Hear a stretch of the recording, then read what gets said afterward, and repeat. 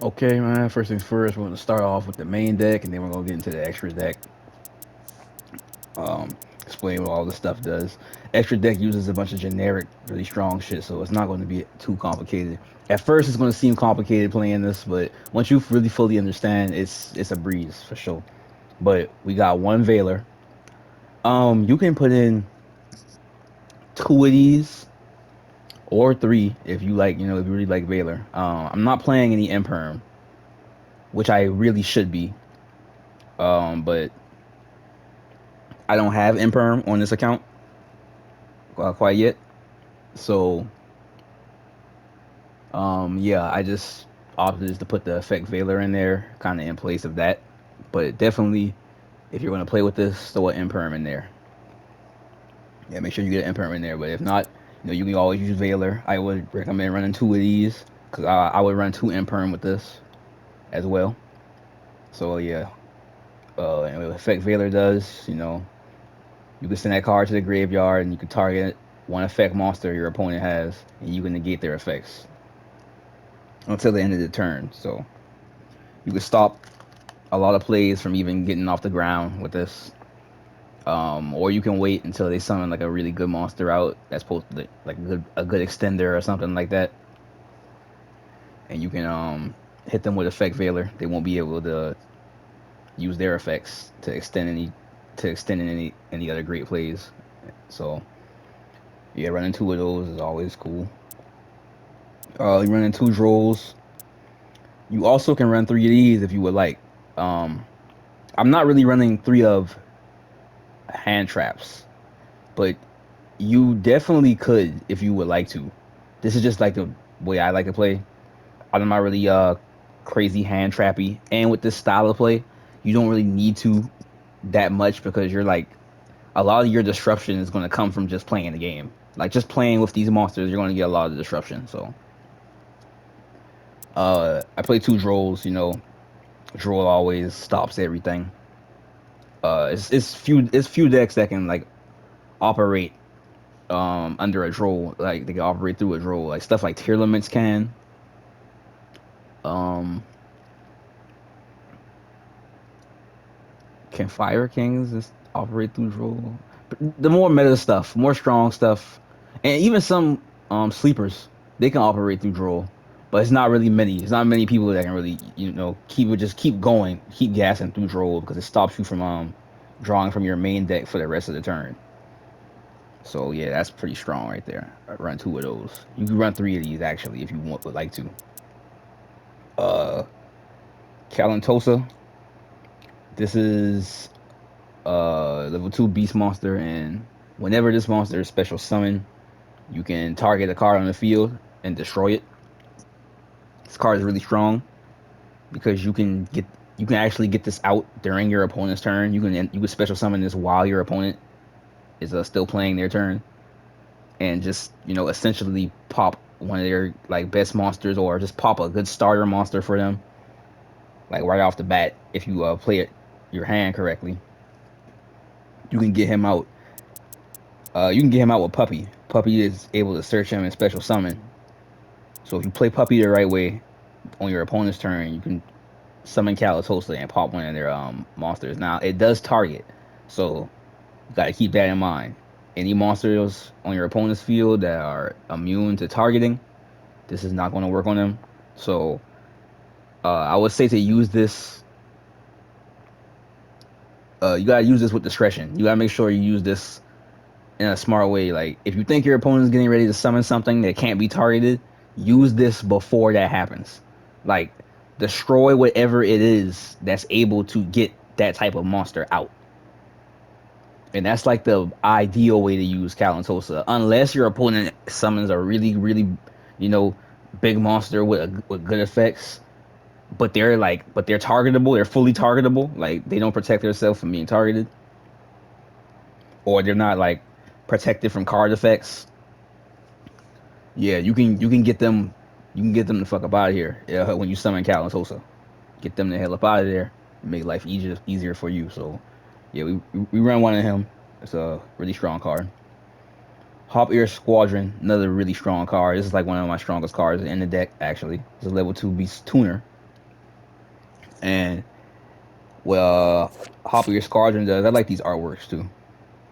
Well, Hop of Your Squadron does is you can when this card's in your hand, and during your opponent's turn, during their main phase, you can target a face-up monster that you control, and you can special summon Hop Ear Squadron and immediately synchro summon with that monster on the field that you targeted, that you control. This is like super strong because you can go into some crazy cracked synchros like while your opponent is still playing. Like I got a bunch of good synchros down here, and we're going to talk about these in a minute. But yeah, like Hop Ear Squadron, man, you can go into a damn Baroon. Um, you can get into a Shenyang. You can get to one of these other level 8s that I have that are pretty strong. Yeah, that's Hop Ear right there. You can go into a Mary Melfi's if you need to. I usually save my Marys for the penny, but you can even summon him with Hop Ear as well. So play one of that. That's a really good card. That's one of our tuners. We're playing two caddies.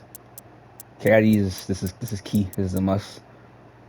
Um, when your opponent normal summons or special summons, caddy is going to bounce herself off the field back into your hand, and when she does that, she's going to search for another beast monster. Any beast monster too. So it can be another Milphy, it can be a Hop Ear Squadron, it can be a Kalantosa. Though I do recommend to keep Kalantosa in the deck for Puppy because that's the big play you want to make with Kalantosa. Is special summon him out the deck with Puppy on your opponent's turn, so you can pop one of their monsters on their field. So yeah, Kalantosa is like better used in the deck because there's not really a way for me to special summon out the graveyard in this deck. Not that I know of like that. I think Joyous Melfi's can summon Beast out the grave. Yeah, Joyous Melfi's can summon Beast out the graveyard. So yeah, I lied. I do have a way to summon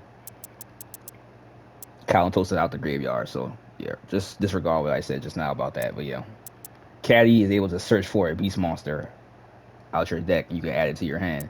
Usually, this is the play with this is to play Caddy, activate her, bounce her back, and search for Penny. And I'm gonna talk about that when I get to Penny. But yeah, Caddy's really good. Keep her at 2. Melfi Puppy also playing him at 2. Was just talking about him.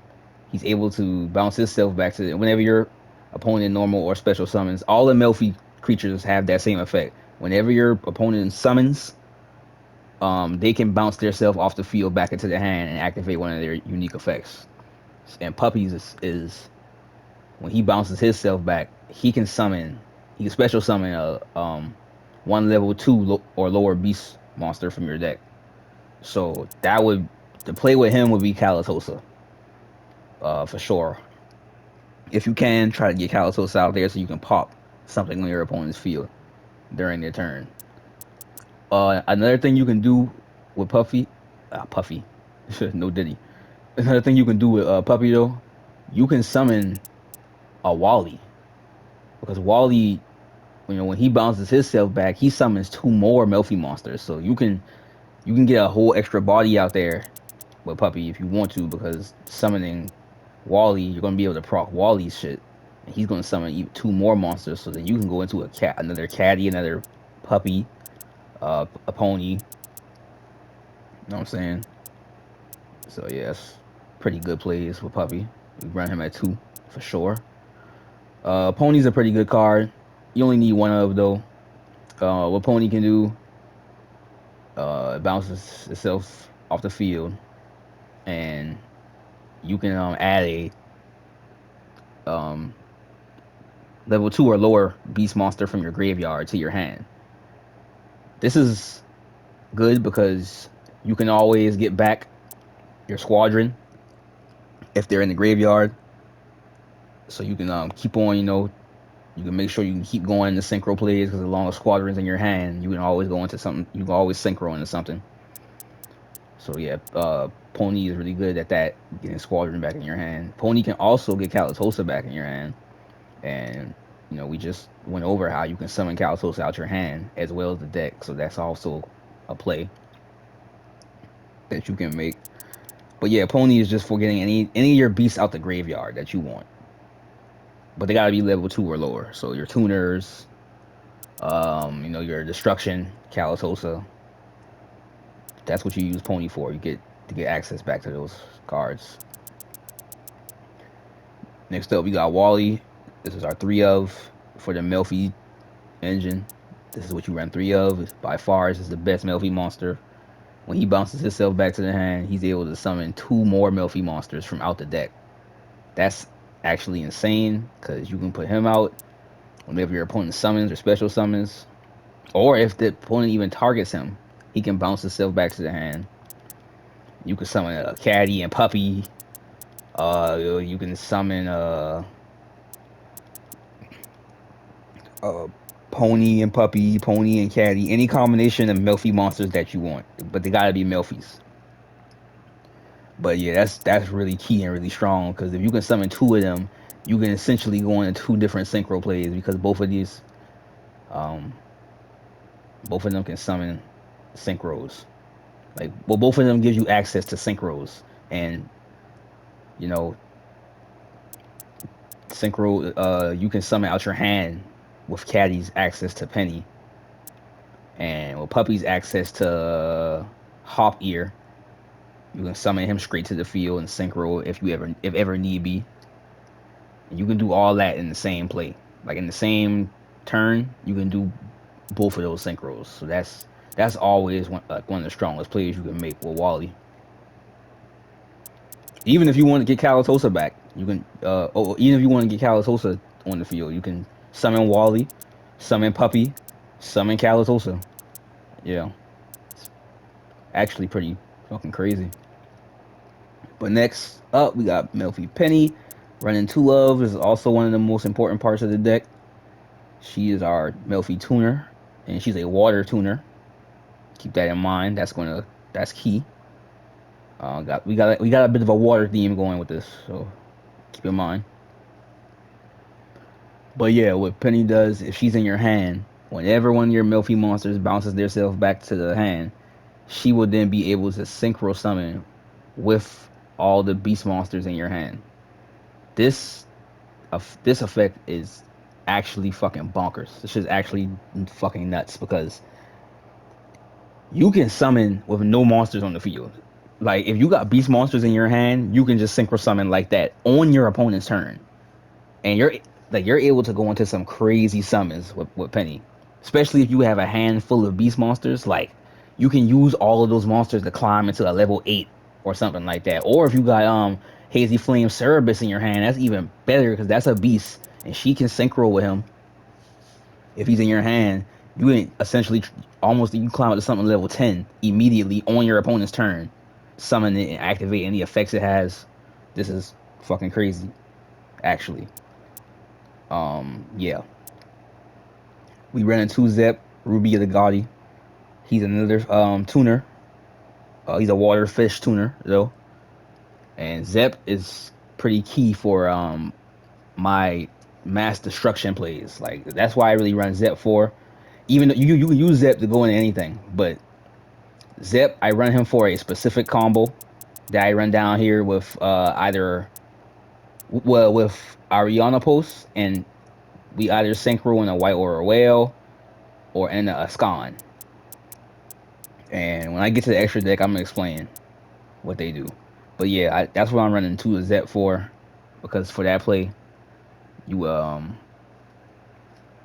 you want to have 2 of these because you have to banish him and you gotta use him um for the synchro. So when you banish one, you'll still have another tuner. You still have another water tuner, which is important for this build. If we start getting into the extra deck, y'all understand why that's so important. But yeah, we ran 2 of him for that.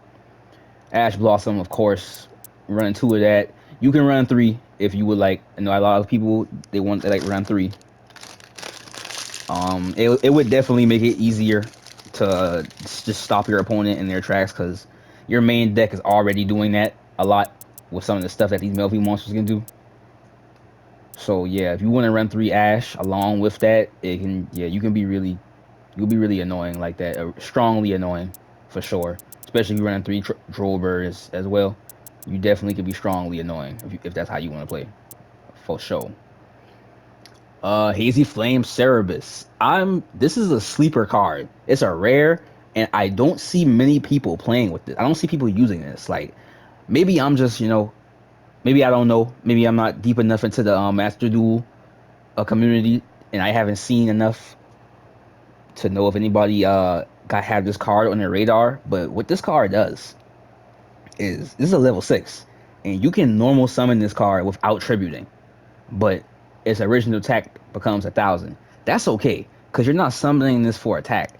The great thing about this card is you can put this on the field without tributing a monster first, and it's a level 6. So you can end up, man, you can potentially end up going into level 8s immediately, just by being able to summon him with maybe you might have a tuner on the field already, and you can just summon him and immediately go into something level 8, especially if you play Obedient School and you get 3 beasts on the field. You can just put half of your squadron on the field real quick, or Penny, whichever one. I recommend putting Harpier right there. Then you can just, once you special summon those 3, you can just normal summon this without having to tribute any of those 3 monsters. Immediately go into something level 8. Then you can immediately go into something level 10. Um, Possibly if you have another tuner in your hand, that can be special summoned or something like that. I don't know. Yeah, but this is a really good card. We run 2 of these. Definitely run 2 of these. I like the artwork on this one too. He looks kind of like a edgier version of the Milphy monsters. But yeah, that's Hazy Flame Cerebus. Like, this is a really good card. I think this is a good card for like any type of deck, to be honest. But especially for this one because it's a beast, so it's searchable. With Penny and Puppy can search this, so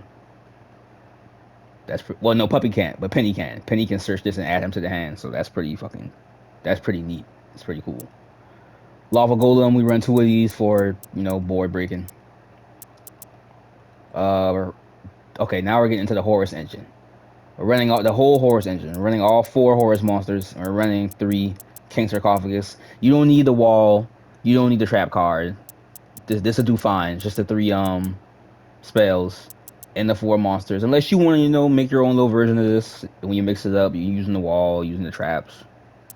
It's up to you. But I find this is enough right here. And I think we all know what Horus does by now. Horus is in everything. Like, literally, Horus is in every like single damn deck, pretty much. Like, once I saw somebody playing with Horus Runic, I just knew it was up. It was like, oh yeah, it's up with Horus. Like, Horus wants all the smoke with every deck. They can be anywhere at any time. I'm thinking about running a Runic Milphy. Never seen that one done. I got some Runic card. I got the Runic cards. I got the Runic engine. So I'm gonna, after I finish finishing my expensive version of this one, I'm gonna make a Runic Milphy. Well, I already have my Runic Milphy kind of made. I have my Runic made, my Runic engine.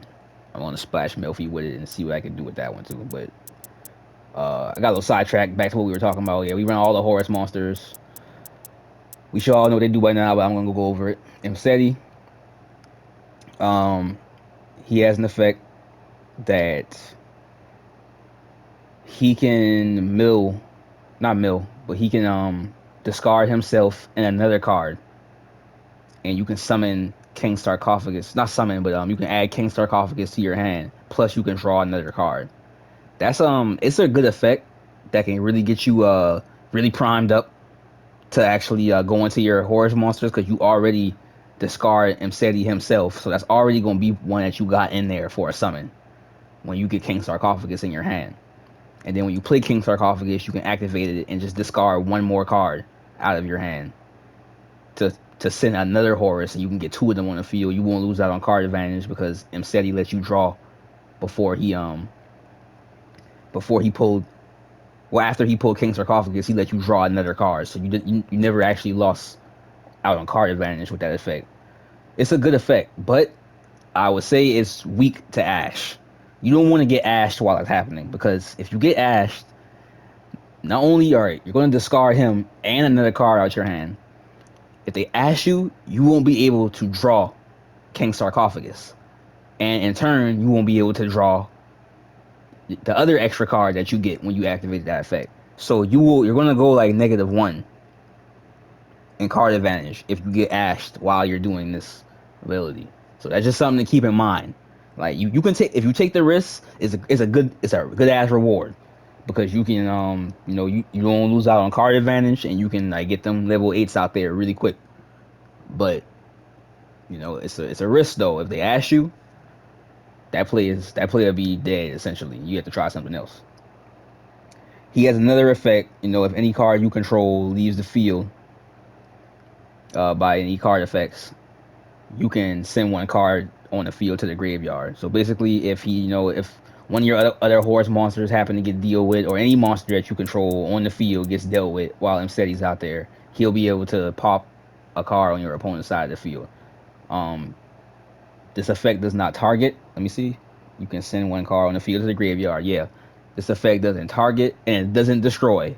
So it's not even a pop. It's just you send him to the graveyard. You click him and he's sent.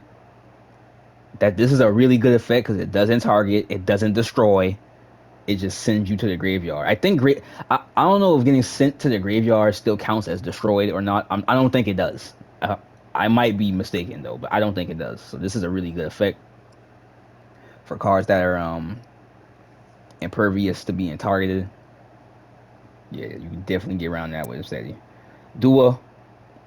Duel gains 1200 attack for each Horus monster you control. So basically, you got all four of them out there.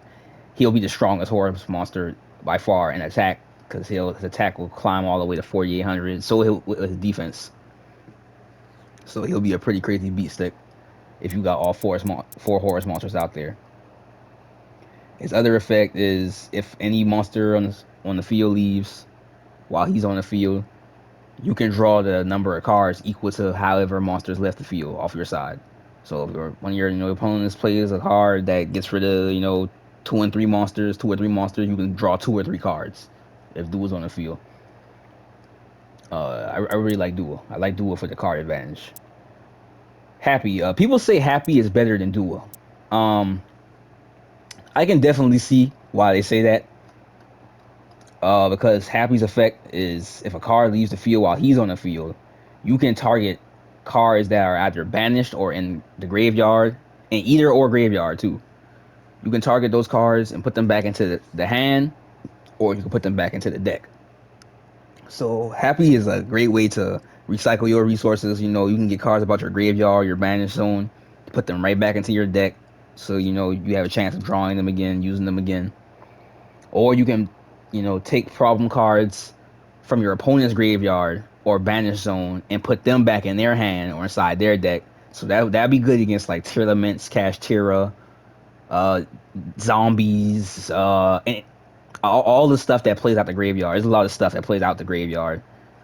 Even stuff that play out the banish zone. So stuff like branded and shit like that, stuff like that.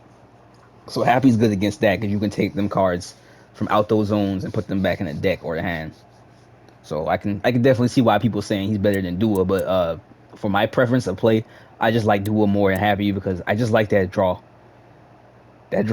equal number of cards effect, man. Because then I can always, especially with Melfi's, if I get any of these cards in my hand, I can go crazy. That's why I don't really run hand traps like that. I don't want to be drawing hand traps all game. You know what I'm saying? I want to be able to draw my engine so I can really get busy and like, cause all my stuff is done on my opponent's turn. So if I can just get my engine up in there, you know, those are my disruptions right there. I don't really need much hand traps. Q, I don't know how to pronounce this shit. I thought that you had to put a U after a Q all the time, but I digress. Q, Quebec, I call this nigga all type of shit, but his effect is if another car leaves your side of the field while he's on the field, you can activate his ability, and now your Horus monsters can't be targeted for attacks, and they can't be targeted for any card effects. People say this is the worst one, and it is, but this effect is definitely pretty fucking strong in certain circumstances. Like, anytime your opponent has cards on the field that target, this is when he shines, because the Horus King Sarcophagus already states if King Sarcophagus is on the field, the only way you can get rid of a Horus monster is by targeting them. If you're going to try to use effects to get rid of them, you have to target them. If King Sarcophagus is on the field, Q here, his ability is to straight up say no, you can't target us.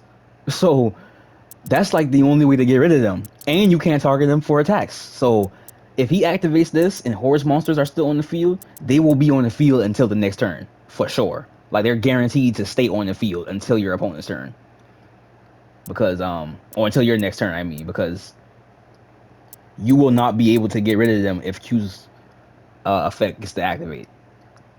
And with this right here, if this is on the field, it's telling you you have to get rid of them by targeting them with effects, if that's going to be the way you go about it. But this is stopping you from doing that completely, and stopping you from like beat sticking over him, because you can't target them for attacks. All of it, whatever Horus monsters you still got on the field. So this is, this is one of the more situational effects, but it's strong. There's a lot of cards that target, so definitely come in handy. You run one of each of these, and you run 3 Sarcophagus. All right, we get into the spells and trap category. We got a Regeki for board break. Yeah. Got 2 Obedience School. Run 2 of these. You can even run 3 of these if you want to. If you're going to run 3 of these, I would say get rid of the Effect Veiler. Yeah.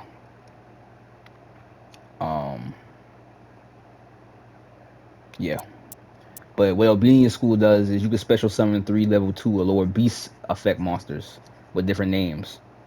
But their effects are negated, so you can't use their effects. But you can, go into any synchro plays with them, any XC summon plays while they're on the field. You can summon 3 of them, and they're destroyed after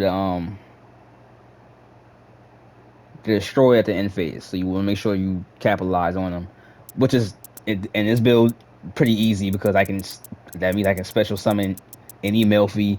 I can put Kalatosa out there. I can put Hop Ear Squadron out there. Kalatosa not really ideal for this, because their effects will be negated when you summon them. So you want to keep this in the deck for when you're using Puppy. But you can definitely bring out Hop Ear Squadron, get some synchros on, Caddy, Puppy, Wally, Penny, anybody, anything, so you can get your synchro summon on. And you get to summon 3 of them. You will be locked in the beasts for this turn, so keep that in mind too. You will be locked in the beasts. In this build, there's no problem. All these monsters are beasts. Even my Horus monsters, they're beasts, winged beasts. 2 of them are beasts, and I got a lot of beast extras, synchros. Most of my whole main deck is pretty much beasts. So being locked in the beast after you play this is not a problem, because you only can play this when you're not controlling any monsters anyway. So this is just to get bodies out there, or to go into your plays where you can summon your Merry Milphy and bounce cards back to the hand, or you get to your Joyous Milphys. You know what I'm saying? Your Milphy of the Forest, start getting those materials and shit like that. So yeah, run 2 of those. You can run 3 if you get rid of Effect Veiler. Next up, we got Lightning Storm. Pretty, full board break, mass destruction. Deal with that back row. Deal with the monsters on the board. Pretty generic. You can probably put something better there than this. I'm only running this. This is my budget version, so I'm just making sure I didn't get too expensive with stuff. But this definitely comes in handy. Never go wrong with some good old mass destruction. The Sarcophagus, we already went over this. The Horus monsters you control can't be targeted with card effects. Well, they have to be targeted with card effects if you're going to use card effects on them. You can use Sarcophagus to discard 1 card, and then discard a Horus monster out your deck, so you can special summon it. And once per turn during the damage step, this is a really strong ability right here. If your Horus monsters fight another monster, you can just send that monster to the graveyard. Like, during the damage step. This doesn't target. Uh, I don't think this counts as being destroyed. You're just being sent to the graveyard. So, yeah, against the monsters that are untargetable, real strong. We're running one call by. Probably should run two of these because this deck is actually kind of weak. No, I'll say it's pretty weak to Droll and Max C. Yeah, Droll and Lockbird and Max C is kind of like the bane of this deck for real. This deck can play around Ash. It can even play around the Nibiru because you can synchro off the token that you get. So, yeah. But Droll and Max C, there's no really playing around those right there because you need to draw from your main deck to get your abilities going with this shit with this deck. And Max C, nobody can fucking play through Max C. There's few decks that can. There is decks that can, but yeah, it's not a lot of decks that don't need to draw from their main deck. But so yeah, you probably should run two of these. I'm running one right now, but I would be running two if I had another one, but I don't have another one at the moment. This is actually one of the ultra rares that I'm missing for my expensive version. So this is one of the three I'm missing for my expensive version. That's why I'm only running one in this one. Um, get into these traps. Okay, this area right here, this is all preference right here. Um, what I recommend, if you can, this is part of the expensive package. Run your finished. Run three your finished.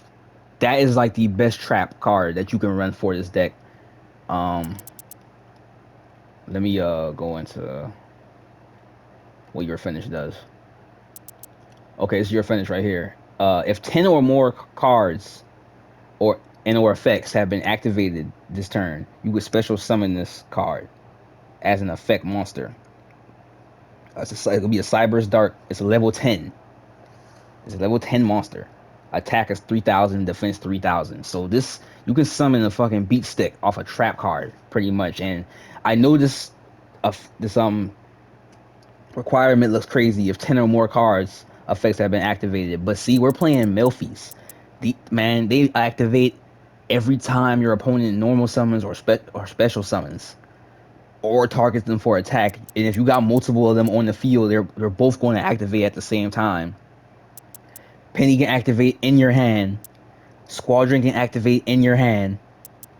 So all of that mixed with your opponent also activating cards, you're definitely going to get to 10 activations within that turn while this card is set. Um, so yeah, this is just a real good tech card to run inside the Milphy engine.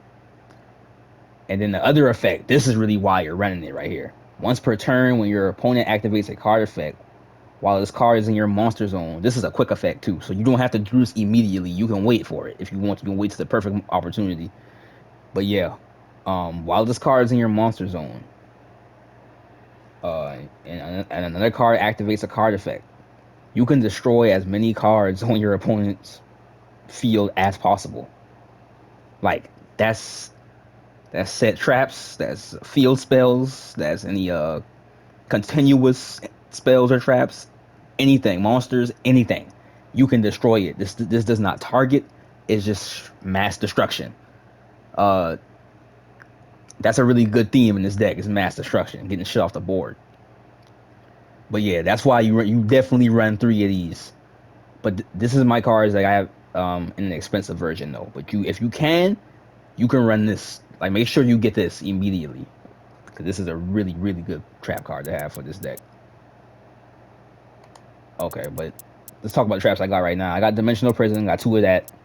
You know, if my opponent attacks, I can target them, banish them. It targets, so yeah, that's it's eh. But it comes in handy for sure. Against stuff like any Snake Eyes or stuff that's not impervious to targeting, but it's a really important card for the engine. You can banish it if it tries to attack you. So it's pretty cool. Evenly matched. You know, this is a good board break. If your opponent controls more cards than you at the end of the battle phase, you can make them banish cards until they control the same amount of cards as you got, which will be just one. If you play this, the right way, this should be your only card on your field. Um, well, it's not really if you play it the right way. It's just if the game goes ideally. When you want to play this should be your only card that you have on the field. So when you activate it, your opponent have to banish, everything they got on their field until they just control one card. This one card alone can end the game for sure. This one card by itself can in anybody's game. I wouldn't say anybody's, but a lot of decks, a lot of deck strategies. This one card will finish them. And then I'm running 2 Ice Dragon Prison. You can target a monster in your opponent's graveyard, special summon that monster on your side of the field, and when you do that, if your opponent has a monster on their side of the field with the same type as the monster that you just grabbed out of their graveyard, you can banish both of those monsters. This is really strong because a lot of decks, a lot of really strong decks, they are archetype, based. They're archetype geared, so they're going to have a lot of the same types of monsters. So 8 times out of 10, they got something in the graveyard that's like, say, a dragon. Say they got a dragon in the graveyard. They probably have a dragon on the field as well.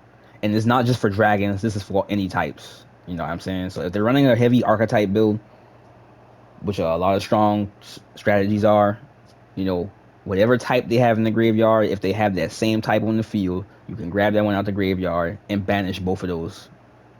Banish their one on the field and banish the one you just got out the graveyard. So this is it's really strong against a lot of decks. Um, yeah, it doesn't target with the banish. You target the monster in the graveyard, but it doesn't target the banish. So this is pretty good. But these four are kind of just, this is all just preference based. You can probably, however you like to play your traps, you can play your traps that way. I got better options that I usually play for traps, but this is, I keep saying this. This is for the budget. This is for the budget. And that's the main deck, man. It's pretty cool. Let's get into this extra deck. We got Mary Milphy's. When this card special summon, you can bounce one card back to the hand, straight like that. Doesn't target, it just happens. Love this card because you can just get some real problem monsters the hell out of here with a level 4 synchro real quick, and you don't have to destroy them or nothing. You can just get them the hell out of here. It's not, they don't target. Um, yeah, that's like the most important part of this card. The other effect is if your opponent normal summons or special summons, just like all the other Milphys, you can bounce this card back to your hand. But instead of summoning any beast monsters, you can summon a Xyz Milphy monster. So when you bounce this card back to your hand, you can go into Joyous, or you can go into Milphy of the Forest. If you run Milphy Mommy, you can go into Milphy Mommy. We not running her in this build, but if you like Milphy Mommy, you know, you can go into her from Mary Milphy's. Pretty strong. Ariana Post. This is a key card from one of my mass destruction plays earlier when I was talking about Zep. This is what Zep is for.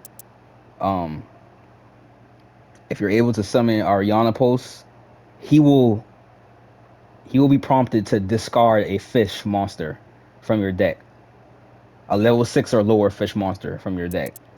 That's going to be Ruby. When you summon Ariana Post, this is the combo. You summon Ariana Post, you banish Ruby. If Ruby is banished during your opponent's turn, because when you synchro in the Ariana Post, ideally you want it to be during your opponent's turn. You want to do this during your opponent's turn. That's possible with Penny and Squadron. So, yeah, this is what you're trying to do. You're trying to summon Ariana Post during your opponent's turn. Then you're going to banish Zeb. Zeb, once he's banished on your opponent's turn, he's able to special summon himself out of the banish zone to the field. And immediately after that, you can synchro with any of the cards that you control. So you're going to synchro with Ariana Post since he's already on the field. Go into something level 8. These are my 2 level 8s. I got the White Aura Whale. I got Askan.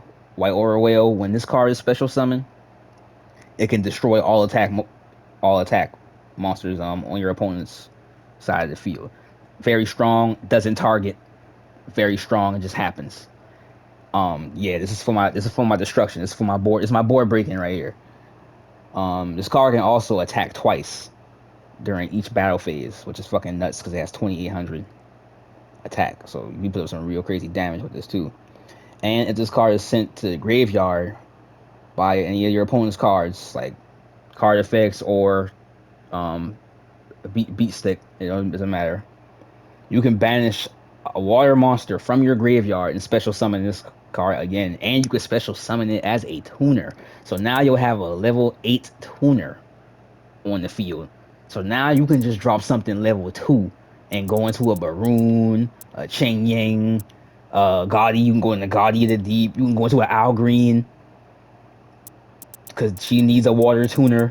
This turns into a water tuner. Man, yeah, yeah. White Warrior Whale is pretty crazy. Or you can banish Zeb and go into Ascon. When Ascon is synchro summon, you can target a fish monster that you control, and you can target a card that your opponent controls, and you can banish them. This is really good to get any problematic monsters off the field. And once he's banished, you can banish a fish monster from your graveyard and special summon him.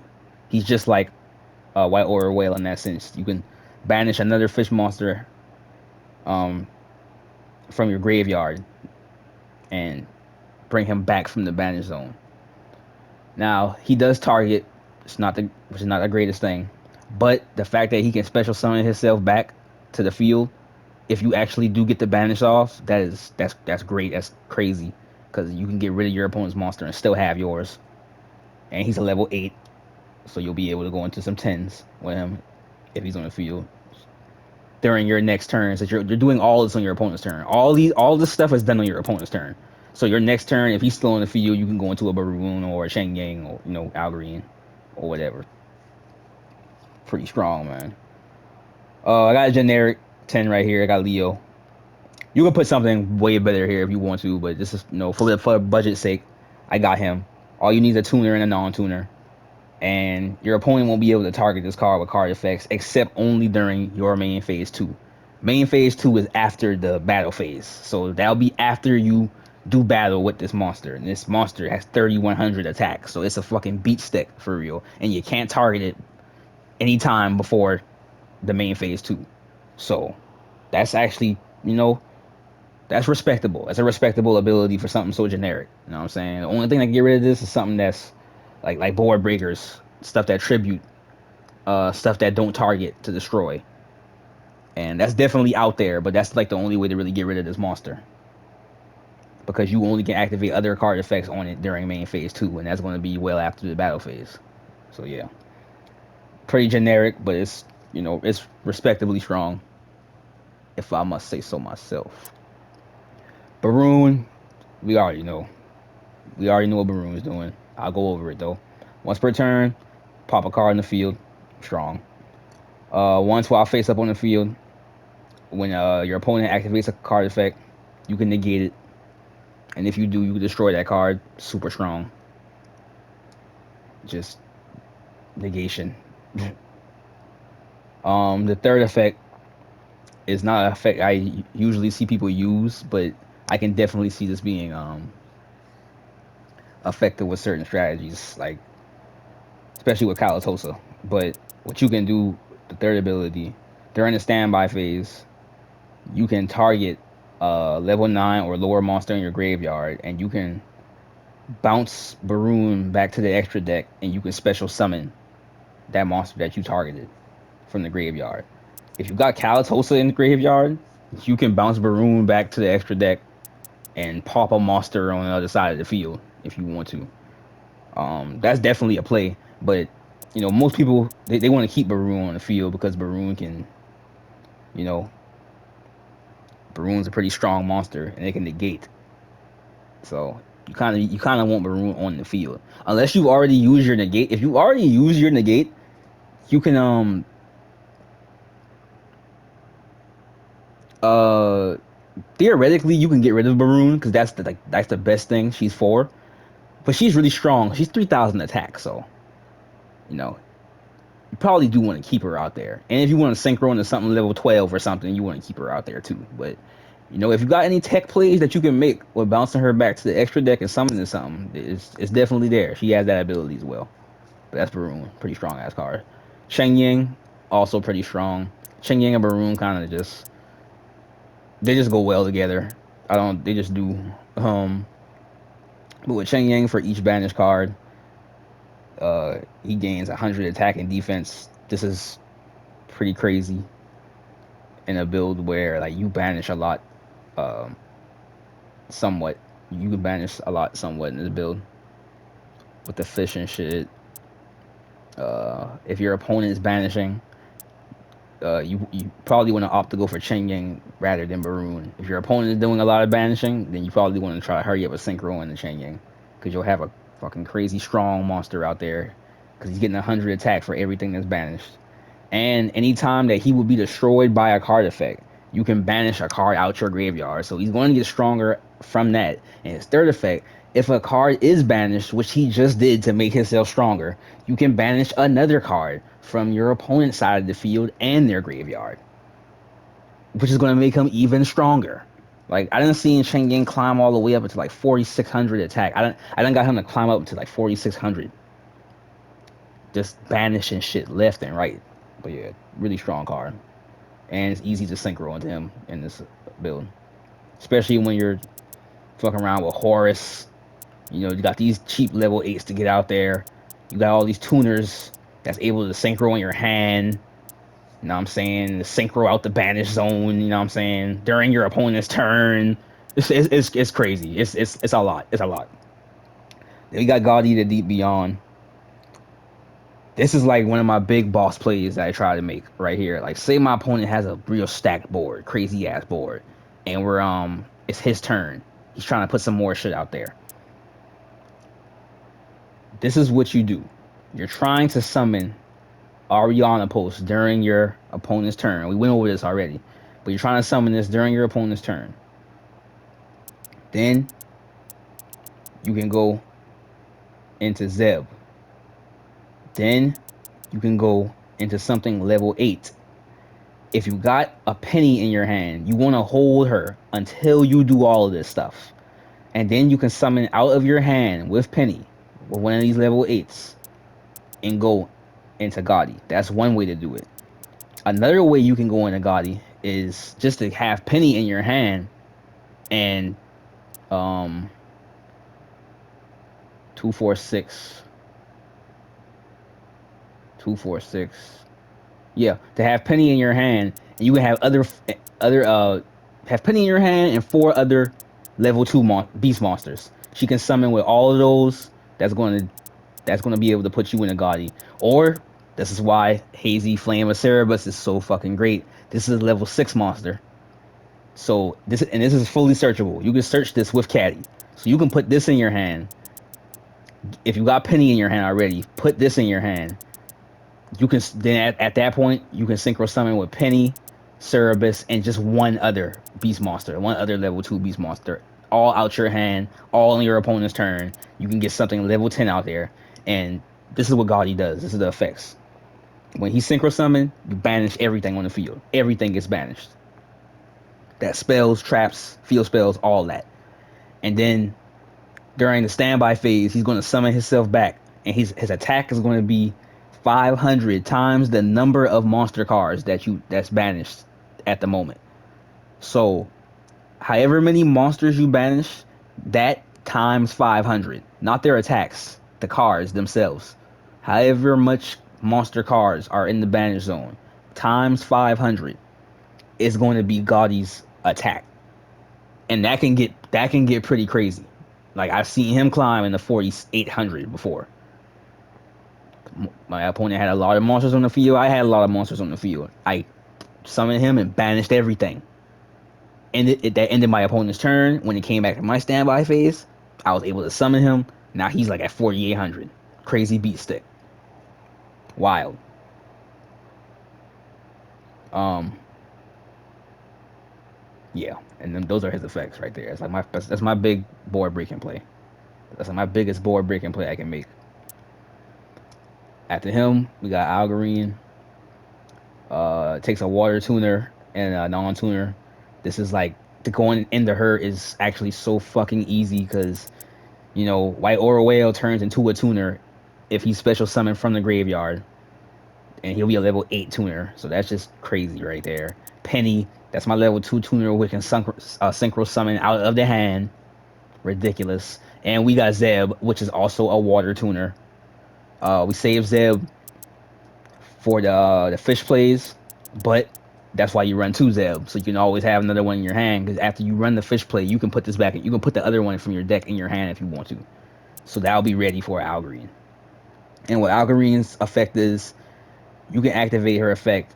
All the face-up monsters you control, they cannot be destroyed or banished by your opponent's card effects. It doesn't matter if it's targeting them or not. If the card effect is to destroy or banish them that turn, they can't do it.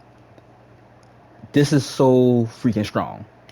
Just like that speaks for itself. Like your everything on your field is going to be impenetrable from destroyed or being banished. So they would have to beat stick over everything. It's nuts. Then if you activated this in response to one of your opponent's card effects, you can banish those cards off their field. So yeah, if they try to do something on their side and you activate this card to chain to it and it resolves, you can banish whatever card that they activated. Fucking nuts, man. And if by any chance, by any grace of God, that they get Al Green in the graveyard, some type of way, um, if your opponent banishes anything off your field while she's in the graveyard, you can special summon her, and you'll have the protection again. It's fucking nuts. How and it's even crazier, nutty with this deck. How easy it is to synchro summon. So this is not hard to get out on the field for real. And she has a real powerful ability. Her requirements aren't that generic because you need a water tuner, but we got plenty of that in this deck, so we were able to get a little specific and put a specific synchro in there, and she's pretty cracked. So yeah, Al Green is tough. You got Milphy Forest. You can detach material and add a Milphy card from your deck to your hand. I don't think it doesn't really search. It searches, but you don't get to pick. I think it just does it at random, if I'm not mistaken. If you can pick it, that's great. But I don't think so. And then the other effect is if another Milphy monster bounces itself back to the hand while this card's on the field, you can target one of your opponent's monsters. They can't attack, and it negates their effects. This targets, so that's that's the downside. But this is a really strong effect because you can stop your opponent from attacking with that monster and from doing their effects if they're not impenetrable to being targeted. So yeah, it's pretty good effect. Joyous Melfies, you could detach a material and your Melfi monsters can attack directly. It's a pretty good. That's a pretty good effect. Melfi monsters aren't the strongest. They're kind of like known for their weak attacks. They got strong effects. But if you got like a bunch of Melfies on the field, and it's your turn for the battle phase, you can rack up the damage, man. These 200, 300, 400. Melfi the Forest has 500. Mary Melfi's has 15. This one has 2,000. So if you got a lot of Melfi's on the field, you can rack up some critical direct damage for real. You can go crazy. You can finish the game a lot of times like this. But the other effect is during your opponent's phase, or your opponent's turn. I mean, you can target a beast and exceeds monster that you control. You can bounce it back to the extra deck. So you can bounce itself back to the extra deck. Then you can special summon any level 2 or lower beast monsters from your graveyard. So up to the amount of materials that this monster had when you bounced it back to your hand. So when you bounce something back to your hand or to the extra deck, the materials immediately go to the graveyard. But you could summon Calatosa from the graveyard off this and get a free pop. Or you could summon Caddy, Puppy, get your synchro plays going. Yeah, this is Joyous Melfies is actually really strong. It's really strong. That's it for the Melfi engine. Two got Teardrop, Rika, generic, Exceeds monster that you can climb into real easy with the Horus. What she does, she can detach a material from herself, and she can target a monster on the field, tribute it, and it's a quick effect if you got any plant monsters as material. But that's not what we doing it for. We just doing it for the tribute. It targets, so that's the downside. But if you can get this through, you can straight up get rid of a monster. Something problem. So yeah, it's generic. So zombie vampire, another generic. What this does, you can mill um the top four cards of your deck, and then if any monsters were sent to any graveyard during that mill, you can special summon it to your side of the field. This is pretty strong strategy right there. You can go into some crazy summons and exceeds like that too. And you can't target this card with special effects. So yeah, unless it's from a monster out the graveyard. So yeah, it's pretty nice. SP Little Knight, if you summon her by using a fucking Xyz monster, fusion monster, or synchro monsters to summon her, you can banish a card off the field. Really good tech card to put in just like any deck. To be honest, a lot of decks run this. And then her other ability, whenever your opponent activates a card effect, you can target two face-up monsters. One gotta be a monster you control, and you can banish both of those monsters until it end phase. That's a really strong effect as well, because you can get rid of them. You can put one of your opponent's monsters in the banish zone, just long enough for them not to be able to activate anything. So yeah, that's pretty good. And finally, we got Apollosa. And when you summon Apollosa, her attack is 800 times the number of link materials used for this summon.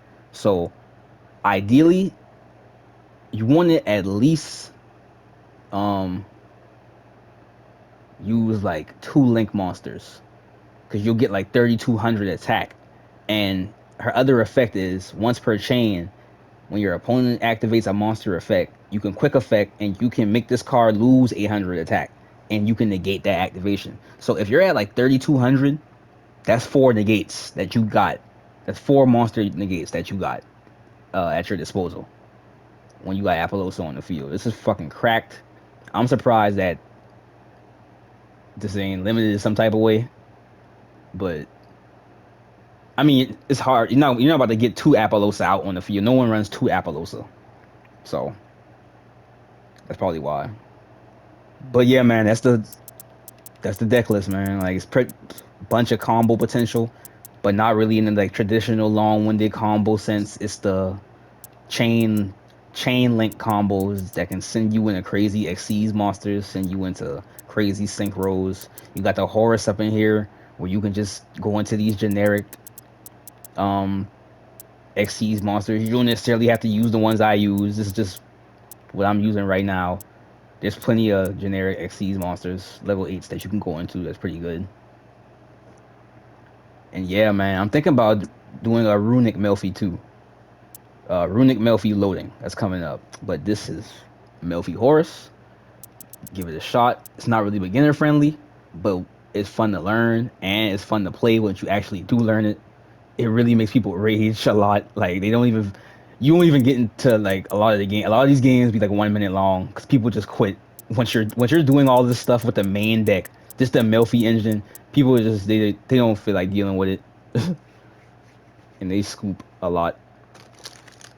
But yeah, real fun deck, and they can do some work. But yeah, I'm outie.